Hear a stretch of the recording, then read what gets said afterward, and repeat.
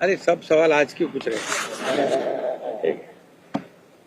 खरं म्हणजे आज प्रजासत्ताक दिनाच्या मी मुख्यमंत्री महोदयांनी सर्व सविस्तर याची माहिती दिलेलीच आहे.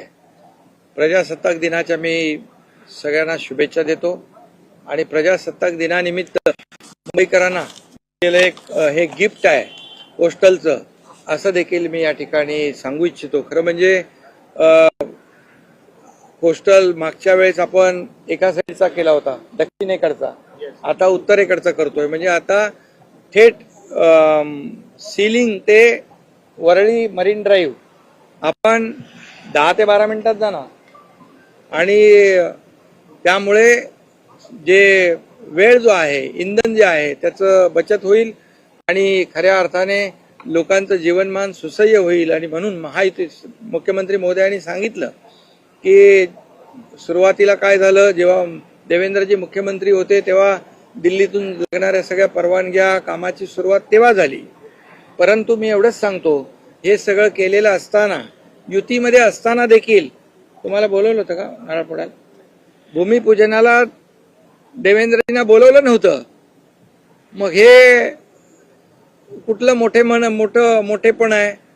आणि म्हणून क्रेडिट घेताना त्याला काम करावं लागतं, त्याला रस्त्यावर उतरून लोकांमध्ये जावं लागतं आणि त्याचा नेहमी फॉलोअप घ्यावा लागतो. आणि म्हणून महायुती सरकारच्या पहिल्या काळात सुरू झालं, दुसऱ्या महायुतीच्या काळात जेव्हा देवेंद्रजी मुख्यमंत्री होते तेव्हा सुरुवात झाली आणि मी मुख्यमंत्री असताना या ठिकाणी याला आणखी गती मिळाली. आता तिसऱ्या टप्प्यामध्ये देवेंद्रजींच्या काळात हा कंप्लीट जो पोस्टल आहे तो पूर्ण मुंबईकरांना समर्पित होईल. मला एवढाच आनंद आहे की मुंबईकरांच्या जीवनामध्ये आनंद देण्याचं काम महायुती सरकारने केलेलं आहे.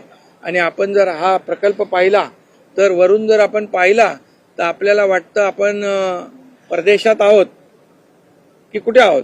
आणि मला माहिती आहे की यूट्यूबवर देखील आपला ब्रिज दाखवून एक कुठला ब्रिज आहे तर लोक म्हणतात परदेशातला आहे, पण अशा प्रकारचा ब्रिज या मुंबईत होतोय हे मुंबईसाठी अतिशय गौरवाची बाब आहे. आणि म्हणून याच्यामध्ये श्रेयवाद घेण्याचा आम्हाला काही प्रश्न येतच नाही. आता फक्त लवकर म्हणजे बांद्रा टू वरळी 10 मिनिटात 10 नाही अगोदरच पोहोचू. त्यामुळे काही लोकांना जास्तीचा वेळ एन्जॉय करता येईल. त्यामुळे मी एवढंच सांगतो की आजचा जो हा प्रकल्प आहे, हा प्रकल्प अतिशय महत्वाकांक्षी प्रकल्प आहे, अतिशय मुंबईकरांच्या जीवनामध्ये आनंद देणारा प्रकल्प आहे. आणि मुंबई महापालिकेला तर धन्यवाद दिलेच पाहिजे, पण ज्या लोकांनी, मला वाटतं हिंदुस्थान कन्स्ट्रक्शन असेल, L&T असेल, या सर्व लोकांनी वेळेत हा प्रकल्प पूर्ण केला. कारण ते म्हणत होते की आम्ही अगोदर केला असता, जर सरकार बदललं नसतं तर हे तर तुम्हाला हे काहीच दिसलं नसतं आणि मुंबईतली मेट्रोही दिसली नसती, MTHLही दिसला नसता.